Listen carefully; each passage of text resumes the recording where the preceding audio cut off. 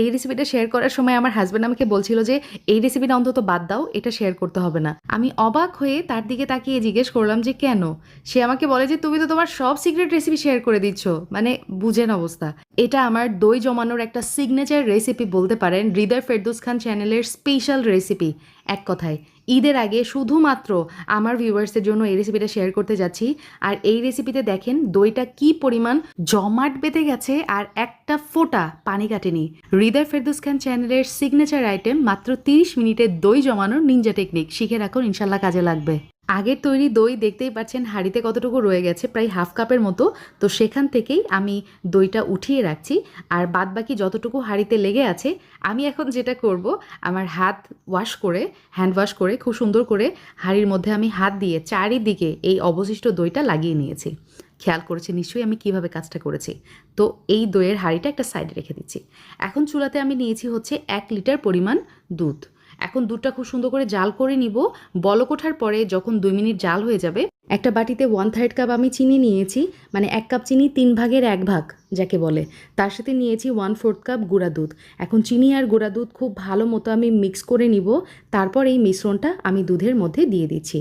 এভাবে করলে যেটা হয়, চিনির এক্সট্রা পানি ছাড়ে না, পাশাপাশি গরম দুধের মধ্যে গুঁড়া দুধ দিলে যে একটু লাম্পস পেকে থাকে বা দলা দলা হয়ে থাকে সেটাও কিন্তু আর হবে না। এভাবে আমি প্রায় 5 মিনিটের মতো জাল করে নিয়েছি।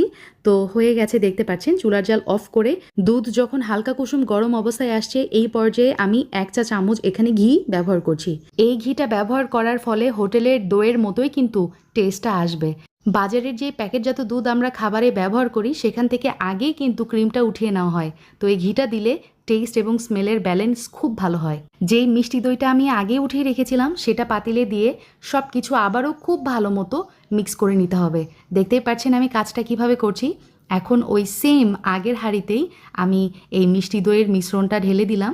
এখন যেটা করব, এই স্টেপটা মোস্ট ইম্পর্ট্যান্ট, একটা মোটা তলযুক্ত আমি কড়াই নিয়েছি আর এর মধ্যে দুধের হাঁড়িটা মানে দইয়ের হাঁড়িটা আমি বসিয়ে দিলাম। চুলার জালটা অন করে দিব আর ঢাকনা দিয়ে আমি এটা জাল করে নিব 30 মিনিট। আর এই যে দেখেন চুলার টেম্পারেচার থাকবে এরকম, একদম নিভু নিভু আঁচ থাকবে। তো এইভাবে আমি 30 মিনিট জাল করে নিয়েছি। চুলার জালটা অফ করে দিলাম। দেখতেই পাচ্ছেন এই যে ওপরে কেমন বাষ্প ক্রিয়েট হয়েছে।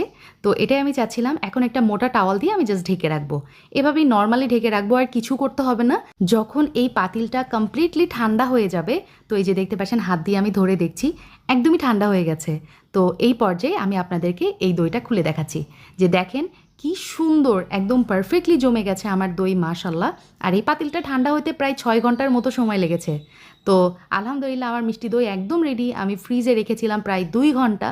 তো এখন আপনাদেরকে কেটে দেখাচ্ছি যেটা কি পরিমাণ জমাট বেঁধেছে। আর হোটেলের কেনা দইয়ের থেকেও আমার বাসায় তৈরি দই 100% বেস্ট হয়। বাসায় একবার ট্রাই করে দেখতে পারেন। এটা টেস্ট, এটা লুকস, এটার স্মেল, সব কিছু একদম class of one. Last time আমি ঢাকায় কবে দই কিনেছি আমার সত্যিই সেটা খেয়াল নেই, তবে বগুড়ায় গেলে এটা অবশ্য ব্যতিক্রম হয়ে যায়। পারলে প্রতিবেলায় দই কিনে খাই, এরকম অবস্থা।